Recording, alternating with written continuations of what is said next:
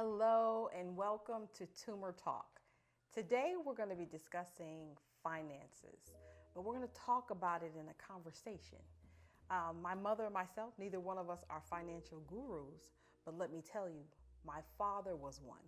And what he taught us through the years, we felt that let us take an opportunity to share a little bit of that with everyone, to know that this is what has given us the opportunity to stand and build legacy, even long after the time that he has taught us may have come to pass and he's gone on and he's not with us, but yet he's with us.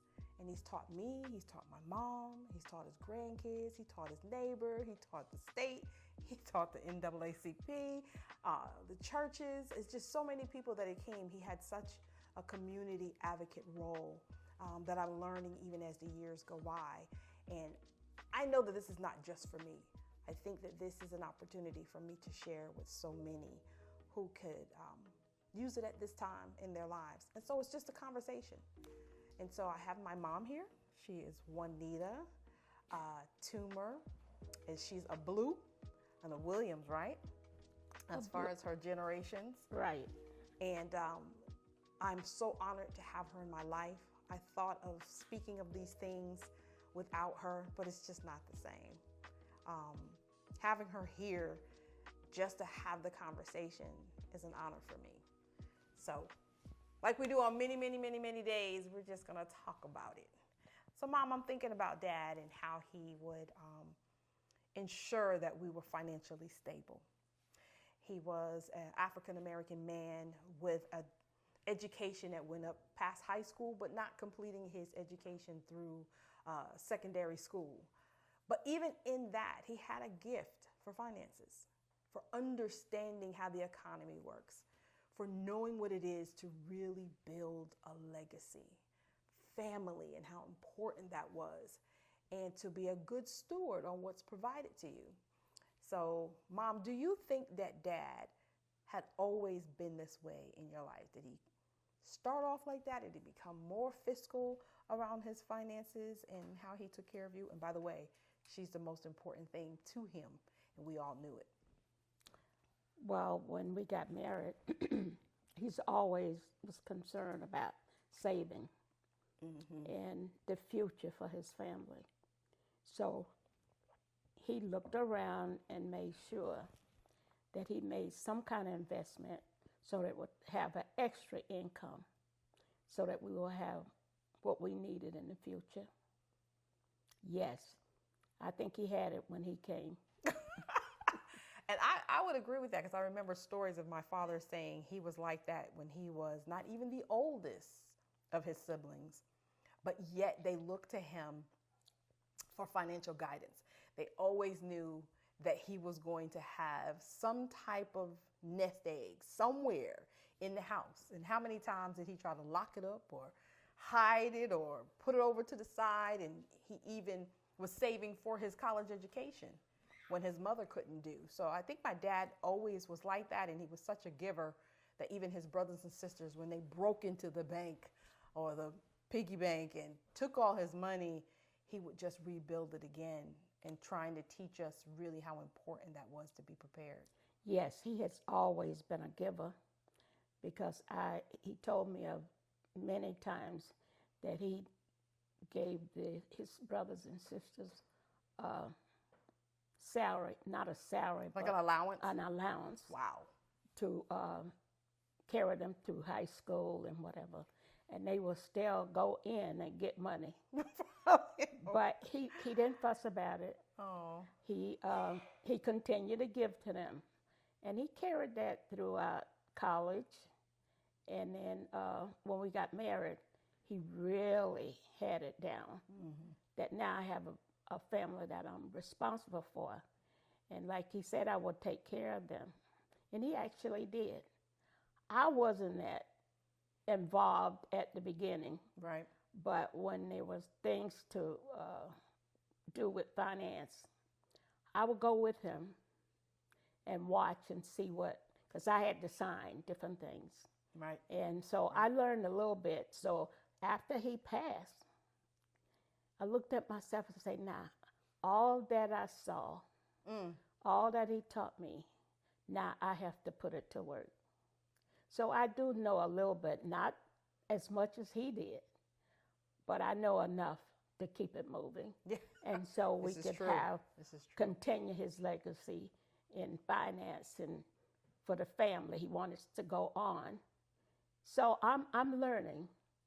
And so far I'm doing okay. You're doing okay. You're doing okay. My mom is my full focus. I'm her caregiver. And with that, she's she ain't no joke, y'all. She is something to behold. And from that, I understood how my dad loved her and he cherished her. And she's a treasure gift. She has so much in her, so much wisdom. And from what he taught her, I remember my father saying back, I believe she got it. I believe she got it. And it was important for him to know that she could stand on her own and that he took care of her. He wasn't so concerned about himself. It reminds me how Christ loves the church and how he says that the husband should love his wife the way he loved him, and how you should seek me and love me the way I love the church, love your wife. And my father fulfilled that. We all knew what she represented. And that's a part of that value, that richness. When you think of money, we thought of it very different. We weren't caught up in the finances. We didn't think $1 million was too much money. And he said, it's not even how much you make, it's what you do with what you make. So Exactly. I know Mom, though she wasn't involved in it, he kept things open. She was very involved, as you said. Yes. You would go with him. He would help her to see what was going on in the money and how it was flowing and why he chose those options. And then she was there to sign. He wanted her to be a part. This is as much as yours as it is mine. And in his posture, really, it was more for her, again, than for himself. And then he saw the legacy of his family, even down to his grandchildren, was always important. But you got to start somewhere. When I was small, if you can remember, Mom, he would say, if you want to get that doll, if you want to go ahead and get that shirt or do something extra outside of what he would do on the norm, got a roof over our head, had food in our bellies, and had transportation. We had to go anything outside of that extra you want to do, I want you to work for it. And I didn't see that as a bad thing because he was teaching me something I would take for the rest of my life. And in New York, right? Yes. You could actually get those cans, them aluminum cans, and you can crush them and get money for it.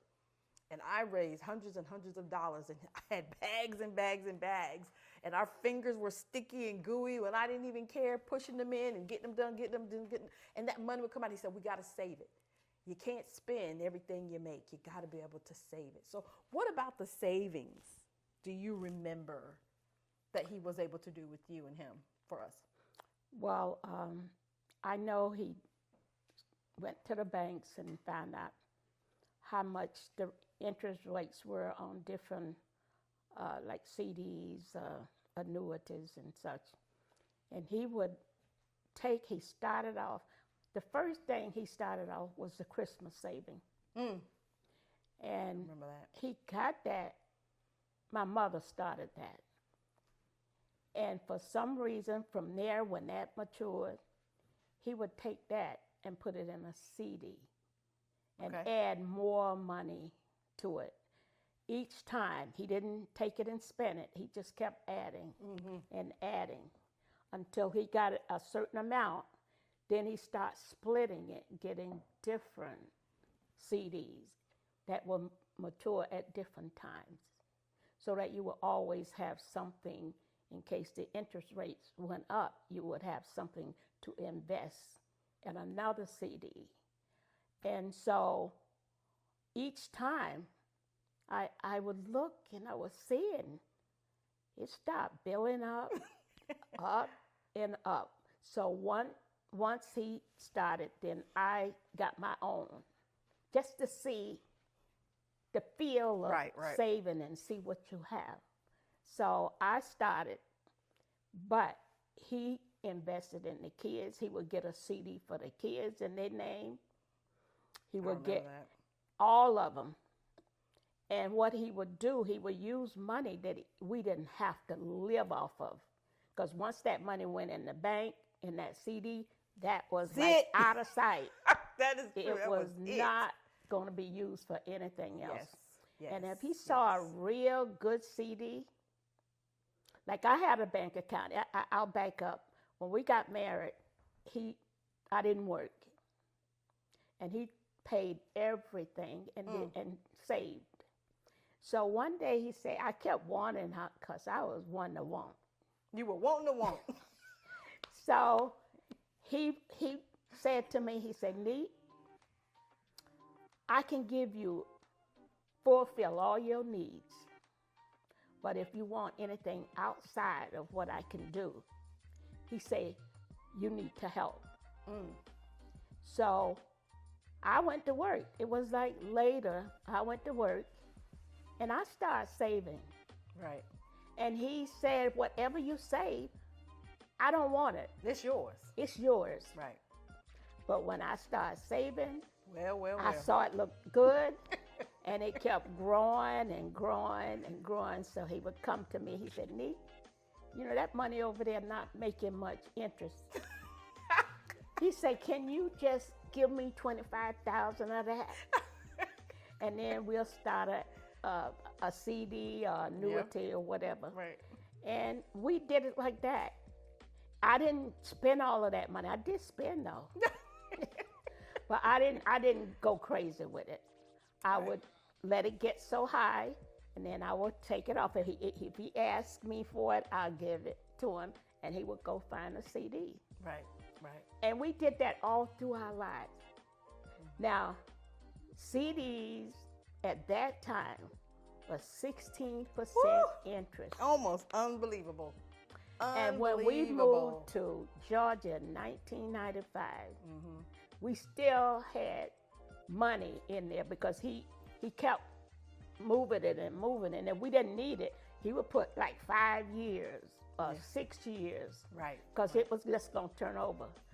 But and then it feels good when you can see where you can save and your money working for you. Yeah. And for that reason, I don't have to wish for anything. He took care of me, all my needs and my wants. He did it.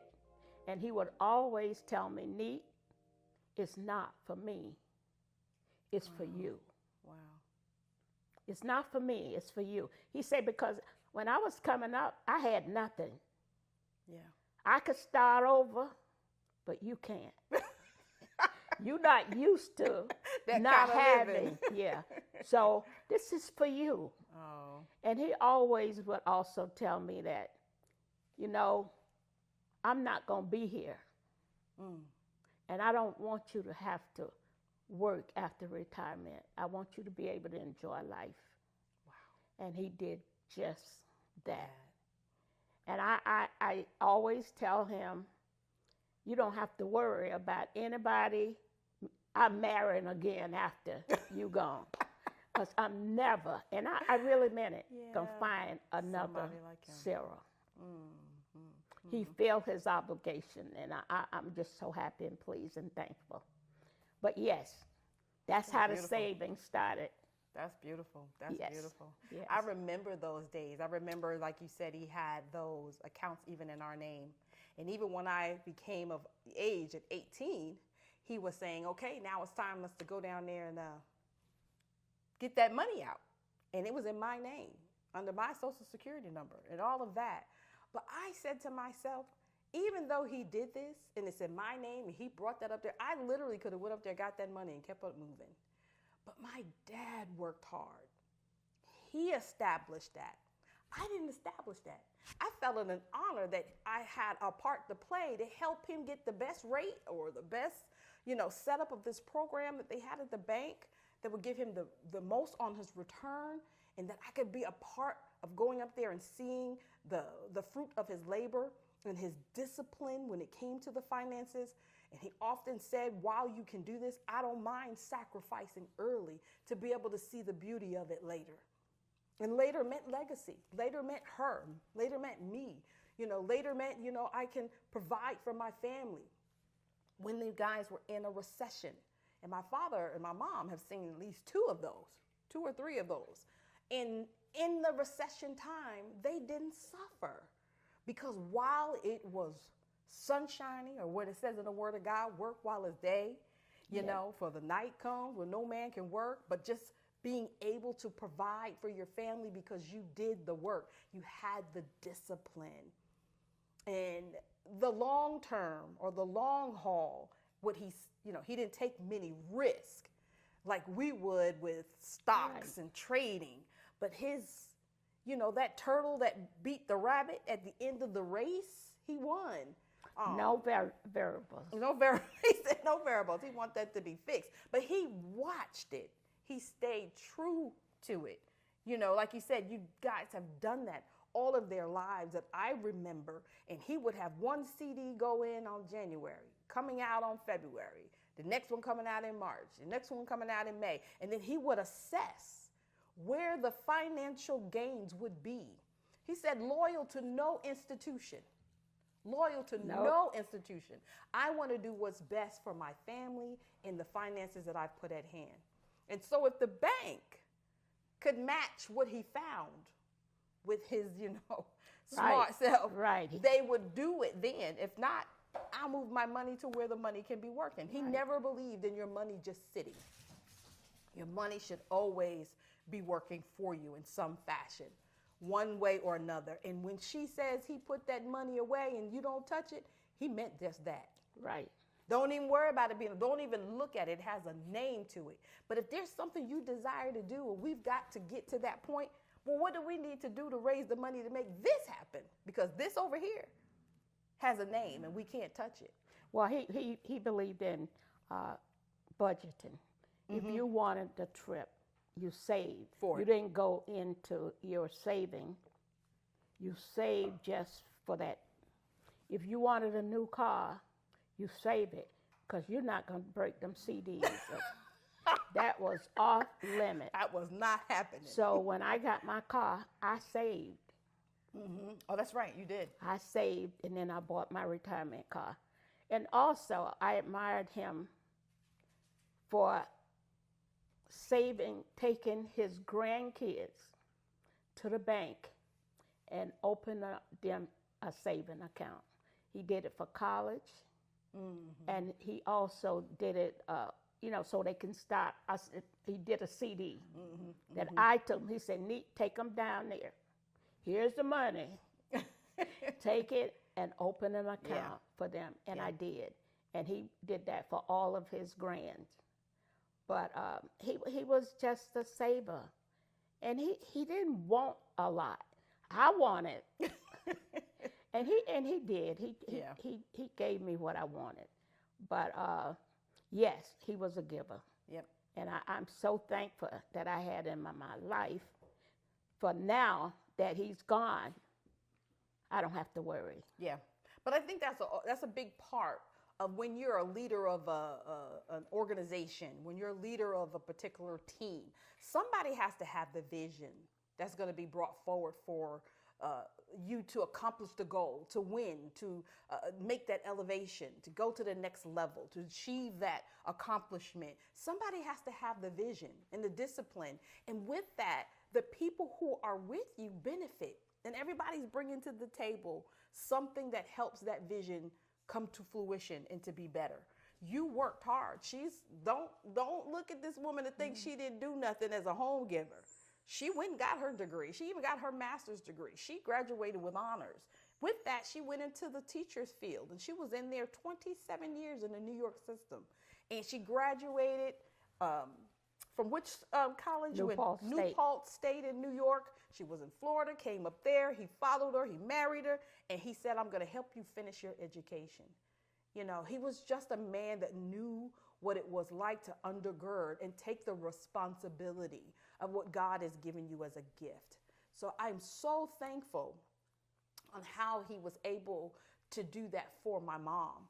And often, like you would say, when I was getting ready to go away to college and I wanted that new car, he said, no new car.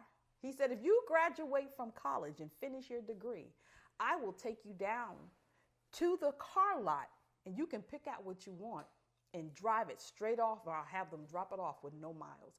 And I thought about that thing and I said, you know what? It gave me a focus. And it wasn't about the material things of having the car, but it gave me a goal to reach forward to. And I didn't just look at it as somebody had to privilegely give this to me. He was giving me an opportunity to earn it. It was a learning process. Yes. And I think investments are done that way. When he showed how to invest in me and what the profit of that was going to be, he taught my mom and I how to invest in a CD. Let's start small. 16%. Listen, we're not going to see them days, I don't know, anytime soon. But he capitalized on opportunities that gave him long-term success. And so when you do an investment, he's saying, take that investment, know what goal you're trying to reach, and put a name on it. Yep. When there's a name and it's not just kind of winging it, it has some meaning to you. It has some value to you. Investments in itself, you want a return on that investment, an ROI. You don't want to just put it in and it comes out the same way you put it in, because you made no benefits from it, but whoever you invested in made a benefit from it. So he taught us how, from small, taking the cans, my investment was collecting the cans and then cashing them in. And I was able to get a return on that investment. And as life goes on, and he told me about CDs and ROIs and, you know, how you do your 401k, how you're preparing for your retirement. All of those things were very, very key. And if you get $1, save half. Put 50% of that away, if at all ever possible. He worked those 3 jobs, and it wasn't too, like she said, she'd like to spend some money. When I remember my mama shopping and bringing bags, I was tired by the time I got in the house carrying them bags. But you know, in the process, she watched and learned how he began to make the money grow. He didn't have to depend on anything or anyone other than God giving him the gift to take care of his household. When he followed through, I think the Lord just gave him an abundance. Yes. He made provisions for his gift. Right. And my father wasn't just like that with us.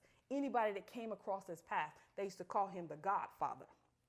Godfather of the Gold's Gym, Godfather of the NAACP or the local churches in Middletown, or no matter, you know, the family reunions, sit down. It was always an honor to sit at his feet and hear the wisdom of that. And so it does take a discipline, but when you see the fruit of your labor, when you see how the investment now begins to benefit, you can then do greater, and it doesn't have you locked into saying, hey, I got $2 million. Let me see what I can do to spend this. No, what's my next goal? Let me be prepared, because this $2 million can bless my children and my children's children. Yep. So you have to, and it takes time to be able to have that kind of mindset. So you went from something of being able to shop, Mom, to turning into a Tuma number 2, I think, because she began to see it as a very valuable thing to be able to prepare and be able to stand on your own feet and not even really have to even depend on a bank or anybody. Right. To support you and your goals and your family. So do you see, is that something that has transpired for you as living with him, and even as he's gone on? Is that a part of what you have taken in your heart? I wanted to continue what he was doing, and he definitely wanted to leave something for the grandkids, great-grands. So I put my mind, I mean, to do whatever he wanted me to do. Yep. And that was one of my goals, to continue his legacy. Yeah. He would always say, I don't need anything. And I watched him. We could be walking along. Mm-hmm. He saw a penny on the ground. Yeah. He didn't have to, but he'll pick it up. And he said, pennies make dollars. Yeah, they do. That was $1. And he would, and then when he could not pick it up, he would tell me to get it. I wasn't picking up pennies. But he would tell me, but he wasn't a proud man. Yeah, yeah. He wasn't proud. Very humble. And he was true to his word. Oh, that's true. Whatever he said, he did. That's facts. And he said, That's he facts. always talked to Devin, and he said, Devin, I'm going to tell you the same thing every time I talk to you because it's the truth. It's the truth. And right now, Devin would talk about his grandpa, and he misses having him to talk to him. Yeah, yeah, But he's doing good. I think Devin learned a lot. yeah. And I appreciate my husband. And I know I don't ever have to worry about anything as long as I live on this earth.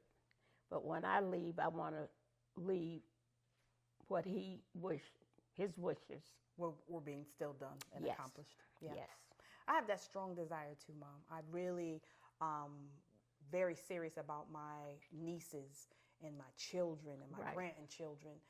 My father gave me a very strong mantle to carry, shoes to fill. But I'm designed for this. He raised me for this. Whatever I look at in my purpose, when I work hard, even as an entrepreneur, getting up every day, there's a bigger picture than me. There's something more, and there's people and families that need that lean in and that understanding, those resources, someone who's going to be an advocate for them to do and live a better life. I work with entrepreneurs, Mom, as you already know. It's the same focus. How can I help those to do better? And what you don't know, you don't know. So bringing forward and make sure that you have what you need to do excellent work and to see the fruits of it, to do the fruits. So I'm just thankful for this time to be able to talk with you, Mom. I'm honored as always. I'm forever learning. We have these conversations all the time. I thank you for allowing us to have it so the people can hear a little bit more about this man that God has blessed us in our life. And believe me, he knew that his strength came from God. He knew that he married a woman of God, a praying woman who allowed these opportunities to come. And with wisdom, you're able to accomplish. But part of this piece of being obedient and having vision and purpose and then following through, no procrastination, that was the worst for my daddy. Yes. Not keeping your word. Yep. And any kind of procrastination was just the worst for him. Get it together. Get it together. So thank you for this time. We have much to share with you guys. We would love to dive a little deeper into various areas when we talk about finances with family, legacy building, wealth in the community. It starts one small step at a time, and someone has to have the vision to pull and fulfill that for the family. This could be you. This could be you and your spouse. It could be that pillar of the family that really brings this to pass.